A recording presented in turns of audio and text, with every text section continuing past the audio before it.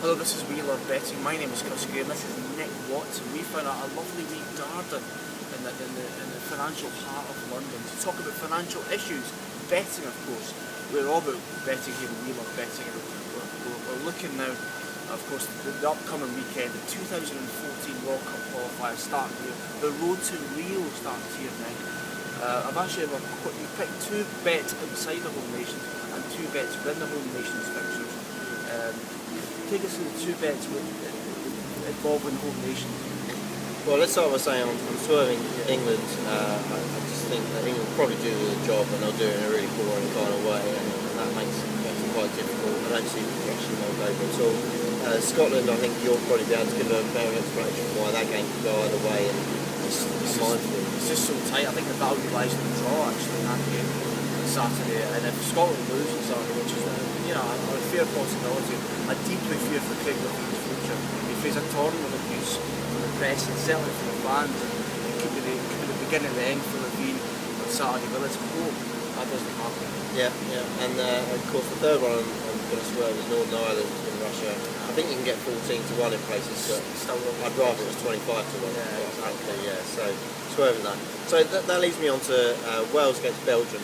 Now, it's actually Belgium I'm going to talk about more, and a lot of people have been talking about them for obvious reasons, really. You look at their team sheet, you've got the likes of Kompany, Vermaelen, Dembele, Fellaini, Hazard, Vertonghen obviously just come to Spurs, and that's not even mentioning the likes of Mitchell, who's just gone to Zenit for silly money, Kevin Morales, who's obviously joined Everton, and we don't really know just how good that guy is yet, from an English football point of view.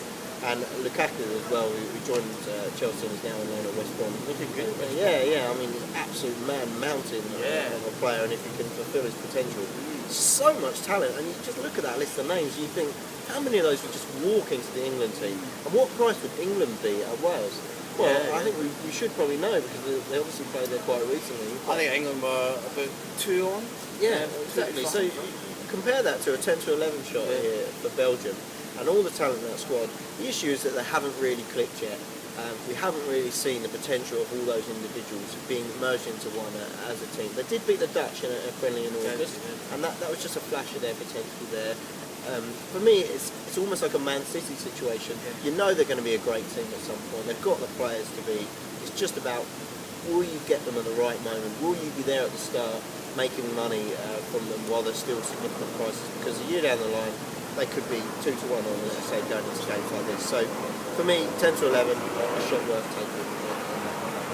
Yeah, it'd be fascinating to find out how they got on in this group. Of course, Scotland might team up a misfortune of being in the same group, which is a real shame. But I think it'd be a really fascinating encounter to find tonight.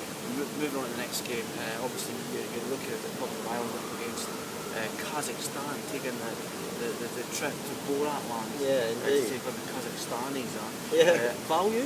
Yeah, well, I mean, Mark O'Hare's deeply offended that we can get 4 to 5 for Ireland for this game, and I can kind of see why. I mean, Kazakhstan, you can say it's a long journey and it's going to be a difficult place to go, but essentially it hasn't been a difficult place to go for other teams. Euro 2000 qualifying, they won 1, drew 1, and lost 8. Wow. Nick's got a really bad cough. So sorry, yeah. He's been up all night, upset with his girlfriend and stuff like that, but we've dragged him from his deathbed to come here. Dedicated, I'm dedicated. More dedicated than Kazakhstan, who only scored 6 goals in that qualifying campaign and conceded 24 in those 10 games. So, for me, Ireland, who travel well generally under Trapattoni, they've still got enough. Okay, Duff, Gibbon may have retired, but they've still got some really good attacking talent in their team. I see them going and doing the business. It might be, a bit of a clinical kind of 1-0, 2-0, but I think they'll do the business. 4 to 5, it's a nice price for them. So Wales to lose, Ireland to win, and you've got 2 other games, 2 massive fixtures in the international calendar. Gone for glamour, Chris. Gone for glamour here. Starting with the big one, Azerbaijan against Israel. Give us an angle. Well, Azerbaijan and Israel, I'm expecting goals. You can get over 2.5 goals at 6 to 5, which I was shocked at, I have to say. Because looking at Azerbaijan, again, looking at their Euro 2012 qualifying campaign, 70% of their games win over 2.5 goals. Brace yourself for this one.